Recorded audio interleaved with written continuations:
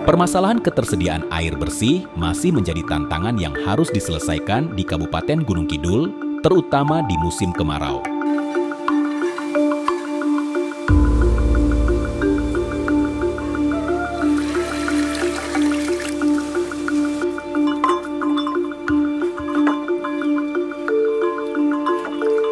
Kesulitan ini seringkali bertolak belakang dengan citra Gunung Kidul sebagai destinasi wisata yang populer, di mana para wisatawan datang untuk menikmati keindahan alam yang luar biasa. Di balik pesona pantainya, ada realitas yang harus dihadapi dan dipecahkan untuk memastikan bahwa semua lapisan masyarakat bisa mendapatkan akses air bersih yang memadai.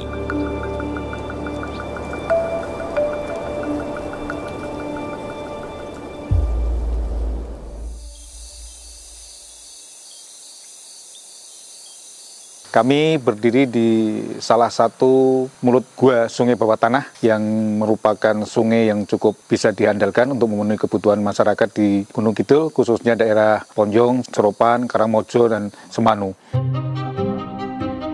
Ini di dalam sana ada kurang lebih sungai dengan debit 950 liter per detik, dan saat ini baru kita manfaatkan kurang lebih 200 liter per detik. Dan kejernihan di musim kemarau seperti saat ini cukup bagus, rata-rata 0,3. Ini adalah salah satu sungai yang kita manfaatkan, PDAM manfaatkan untuk memenuhi kebutuhan masyarakat, air bersih masyarakat. Selain di Seropan ini ada juga Sungai Bribin, debitnya 800 liter per detik, ada di sebelah selatan atau sebelah timur ya dari lokasi ini.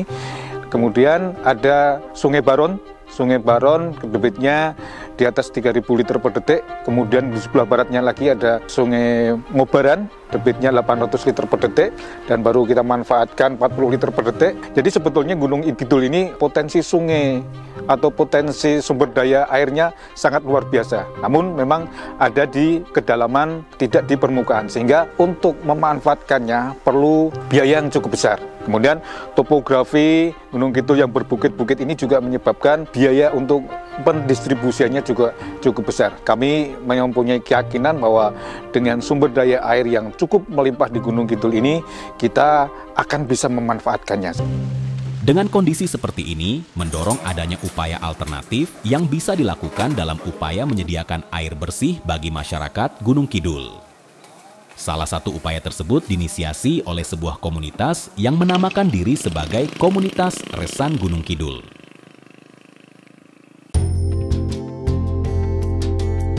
Komunitas Resan Gunung Kidul itu adalah gerakan konservasi berbasis masyarakat. Komunitas Resan Gunung Kidul itu bukan satu organisasi, bukan yayasan atau lembaga resmi, tapi hanya sekedar komunitas. Jadi intinya bahwa kesadaran tentang lingkungan dari teman-teman personal ini berkumpul menjadi satu komunitas bernama Komunitas Resan Gunung Kidul.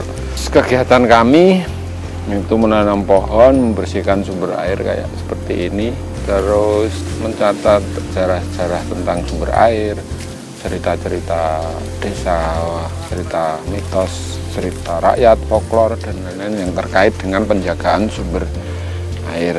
Kami juga membibitkan berbagai jenis pohon, dan kami temukan bahwa ternyata pohon ini merupakan awal dari sejarah setiap desa, namanya toponim. Jadi setiap dusun atau desa di Gunung Kidul itu mayoritas dari nama pohon.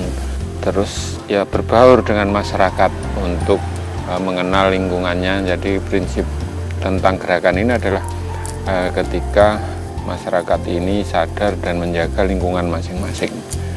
Seperti itu. Kegiatan budaya yang dilakukan Resan Gunung Kidul mencakup berbagai praktik, nilai, dan norma yang diwariskan secara turun-temurun dan diterapkan dalam kehidupan. Aktivitas ini dilakukan bersama warga masyarakat yang wilayahnya memiliki sumber air. Komunitas Resan itu mengajak kita untuk selalu uri-uri kebudayaan, dan sumber yang ada di tempat kita adalah sumber mata air. Karena air adalah sebagai sumber kehidupan apapun, manusia itu dari air. Manusia, binatang, hewan itu dari air. Alhamdulillah udah banyak sumber mata air yang udah keluar lagi dan muncul, bisa dimanfaatkan untuk kehidupan masyarakat yang ada, baik utamanya untuk pertanian ataupun untuk kebutuhan sehari-hari, yaitu untuk mandi, makan, minum. Apa yang kita laksanakan itu kan ada faedahnya dan ada manfaatnya. Dan di komunitas Resan itu bersama untuk melestarikan alam yang ada, terutama sumber air yang ada itu, biar semuanya bisa dicukupi dan kita mewariskan itu semua untuk anak cucu kita. Karena apa? Sumber air itu adalah sumber kehidupan. Dengan mempelajari kegiatan budaya yang dilakukan komunitas ini, kita bisa menggali lebih dalam bagaimana budaya berperan sebagai infrastruktur sosial yang efektif dalam menjaga ketercukupan air di Gunung Kidul. Melalui sudut pandang ini, kita dapat melihat bahwa budaya tidak hanya sekedar warisan leluhur, tetapi juga menjadi solusi praktis dalam menghadapi masalah lingkungan yang kompleks. Bukan kita menyembah pohon atau apapun itu, tapi yang jelas pohon itu sangat menjaga sumber-sumber air dan di sisi yang lain juga menghasilkan oksigen yang jarang kita sadari, bahwa karunia terbesar dan rezeki terbesar itu adalah oksigen yang bisa kita hirup 24 jam tanpa kita harus membayar. Dengan memahami dan mengapresiasi peran budaya, kita dapat belajar bagaimana kearifan lokal dapat memberikan kontribusi signifikan dalam pengelolaan sumber daya alam yang berkelanjutan. Dengan dibersihkannya Belik Jambu ini, akhirnya Belik Jambu bisa mengalir dengan normal sehingga bisa menambah kebutuhan air khususnya untuk pertanian maupun untuk perikanan yang ada di Sungai Dawe. Terima kasih Resan, tetap berkarya, mudah-mudahan selalu bermanfaat untuk masyarakat di Kabupaten Gunung Kidul. Harapan kami dari warga Padukuhan Sumberjo, mudah-mudahan sumber air yang berada di belakang saya ini bisa dimanfaatkan kembali seperti dulu kala. Seandainya sumber air ini bisa dimanfaatkan, maka kebersihan lingkungan di sumber ini juga tetap terjaga. Kelangsungan sumber air ini juga nanti akan lebih bermanfaat dan semoga apa yang penjenengan laksanakan menjadi amal ibadah penjenengan dan diterima di sisi Allah Subhanahu wa Ta'ala.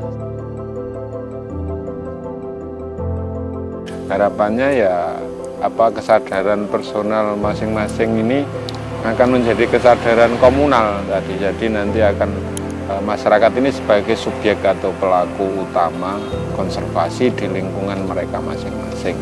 Dan untuk gerakan ini ya karena alam ini tempat kita hidup, dan yang berhak hidup itu tidak hanya kita tapi generasi anak cucu nanti, kita sebisanya menyiapkan alam yang baik, yang layak untuk hidup anak cucu kita nanti. Karena apa yang kita nikmati sekarang itu hasil perjuangan dari nenek moyang kita dalam menjaga alam. Jadi menjaga alam itu menjaga kehidupan, menjaga generasi kita, anak cucu kita.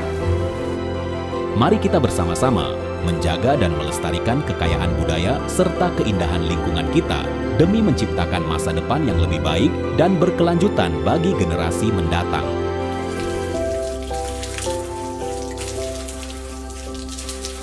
Alhamdulillah, banyu wis gampang.